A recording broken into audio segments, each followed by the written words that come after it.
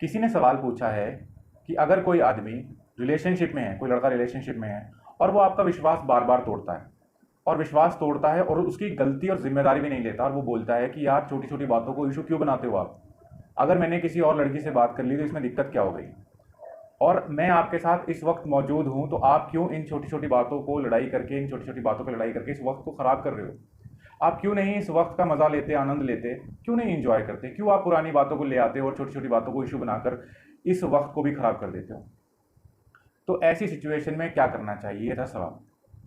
देखिए, अगर कोई व्यक्ति आपका विश्वास तोड़ता है बार बार और वो जिम्मेदारी भी नहीं लेता है और इनफैक्ट आपको ही दोषी ठहराने की कोशिश करता है, तो अंग्रेजी में एक शब्द है, इसको गैस लाइटिंग बोलते हैं। अब गैस लाइटिंग क्यों बोलते हैं, इसका क्या सीधा सीधा मतलब तो है नहीं कि ये शब्द कैसे चलन में आया, लेकिन इसको बोलते गैस लाइटिंग है कि जब आप किसी को आप उसकी गलती के बारे में बताते हो तो वो खुद की गलती एक्सेप्ट करने की बजाय आपको ही दोषी ठहरा देता है कि आप ही हो समस्या का मुख्य कारण, आपकी वजह से ही मैं करता हूँ ये सब कुछ।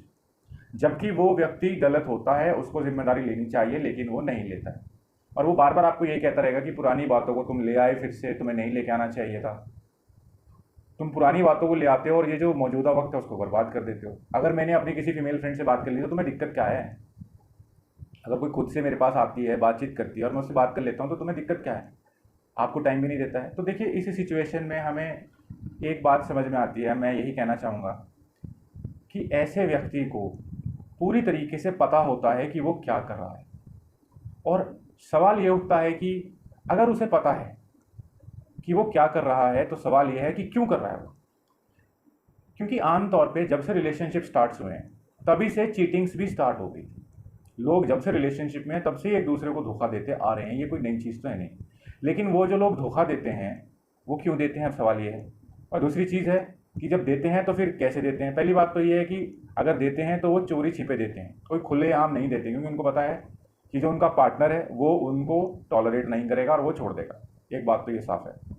अब दूसरी बात यह है कि क्यों देते हैं, क्योंकि जो नेचुरल कुदरत ने व्यवस्था की है, एक तो सामाजिक व्यवस्था है और एक नेचुरल कुदरती व्यवस्था है, प्राकृतिक व्यवस्था जिसको बोलते हैं अरेंजमेंट। उसमें यह है कि जब आप किसी को देखते हो तो आप उसकी तरफ आकर्षित होते हो, क्योंकि अलग अलग किस्म के लोग होते हैं। जैसे सपोज लड़के और लड़की की बात करूँ तो कोई लड़का लड़की को देखता है और सपोज उसके पास बहुत अच्छी गर्लफ्रेंड है, बहुत गुड लुकिंग है, लेकिन अब ऐसा तो है नहीं कि कोई और गुड लुकिंग लड़की उसको नहीं मिलेगी। तो वो जब उसकी तरफ देखता है तो नई चीज़ की तरफ आकर्षित होना व्यक्ति का स्वभाव होता है।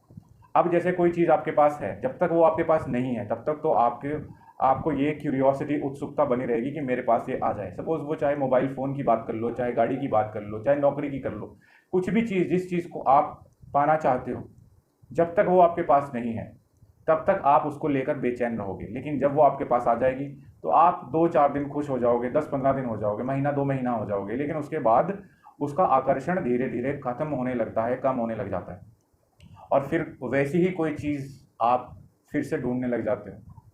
तो ये नेचुरल है, जो चीज़ आपके पास होती है आपका उससे मन भर जाता है, तो इसी वजह से व्यक्ति दूसरी जगह भटकने लग जाता है। लेकिन जो समझदार आदमी होता है उसको पता है कि अपने मन को काबू में रखना ज़रूरी है, क्योंकि ये रिश्ते हैं, कोई चीज़ें नहीं हैं। और अगर आप इन रिश्तों का ध्यान नहीं रखोगे तो ये टूट जाएंगे और आपके पास जो है आप उससे भी चले जाओगे, और आप जो भी भटक रहे हो जिन चीज़ों के पीछे, उनमें से कुछ नहीं निकलता, कुछ नहीं मिलना है।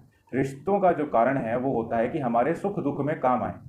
अगर हमारे सुख दुख में काम ही नहीं आ रहे तो हम रिश्ते क्यों बनाते हैं। रिश्तों की जो मूल व्यवस्था का कारण था, जो मूल कारण था, बेसिक रीज़न वो यही था कि हम जब भी, देखिए भविष्य बिल्कुल भी प्रेडिक्टेबल नहीं होता है, किसी का कुछ नहीं पता कि कब क्या हो जाए। तो वो प्रेडिक्टिबिलिटी का ना होना, पक्के तौर पे हम नहीं कह सकते कि हमारा आने वाला वक्त कैसा है, हमारा अच्छा भी हो सकता है और बुरा भी हो सकता है। तो बुरे वक्त में हमें किसी का साथ चाहिए। देखिए, लोग एक दूसरे पे डिपेंडेंट हैं, हम सबको किसी न किसी तरीके से एक दूसरे की ज़रूरत है, और इस बात को जो व्यक्ति नकारता है तो उसका समझदारी से कोई लेना देना है नहीं, सीधी सी बात है। क्योंकि एक दूसरे की ज़रूरत है, तो एक दूसरे की ज़रूरत है क्योंकि आप सब कुछ तो नहीं कर सकते। सपोज़ आपको कह दिया जाए कि अब आपने रोटी खानी है, तो आप जाके खेतों में अब वो फसलें तो नहीं उगाना शुरू कर दोगे, उसके बाद कितना प्रोसेस होता है। अगर आप सब कुछ ही, आपको कपड़े चाहिए, कपड़े पहनने, तो आप खुद से तो आप धागे से कपड़े बनाओगे नहीं। मतलब हमें लोगों की ज़रूरत है, सभी अपना काम करते हैं और इसलिए व्यवस्था बनी हुई है। तो इसी वजह से सुख दुख में भी हमें लोगों की ज़रूरत पड़ती है, दुख में ज़रूरत पड़ती है। तो उस दुख में लोग हमारे काम आए, इस वजह से हम रिश्ते बनाते हैं, और हम उनके सुख दुख में काम आते हैं ताकि वो हमारे सुख दुख में काम आए। इस वजह से कि कोई हमें मिल गया, नया आकर्षण हो गया, तो हम उसके चक्कर में अपने मौजूदा रिश्ते खराब करने लग जाएं, तो वो समझदारी नहीं कही जा सकती। तो सवाल ये आता है कि ये लड़का ऐसा क्यों करता है। ये इस वजह से ऐसा करता है क्योंकि इसको दिमाग में बिल्कुल साफ है कि इसने आपके साथ नहीं रहना, ये आपके साथ अपना फ्यूचर नहीं देखता। क्योंकि अगर ये व्यक्ति आपके साथ अपना फ्यूचर देखता तो ये आपसे झूठ बोलता चाहे, लेकिन आपको डायरेक्टली फेस पे ये नहीं कहता कि यार मैंने फीमेल फ्रेंड से बात कर ली, तुम्हें दिक्कत क्या है, अगर ज़रा सा विश्वास तोड़ दिया तो दिक्कत क्या, इतनी बड़ी क्या बात है, क्यों इशू बनाते हो। तो जो चीज़ गलत है उसको अगर आप गलत कहते हो तो ये व्यक्ति कहता है कि यार क्यों इशू बनाते हो, तो इसका मतलब साफ है कि ये आपकी कोई रिस्पेक्ट नहीं करता, ये आपके साथ भविष्य में रहना नहीं चाहता, ये आपके साथ सिर्फ टाइम पास कर रहा है। और आपको भी शायद इस बात का थोड़ा थोड़ा अंदाज़ा हो गया होगा, लेकिन आप इस बात को समझना शायद नहीं चाहते, क्योंकि जो अटैचमेंट होता है वो बहुत बुरी चीज़ होती है। लोग अटैचमेंट के चक्कर में ये सोचने लग जाते हैं कि आप कुछ ऐसा बता दो जिससे कि हम इस व्यक्ति को सुधार दें, हम बातचीत भी बंद ना करें, हम लड़ाई भी ना करें, और इसको सही रास्ते पर भी ले आएँ, कोई ऐसा तरीका।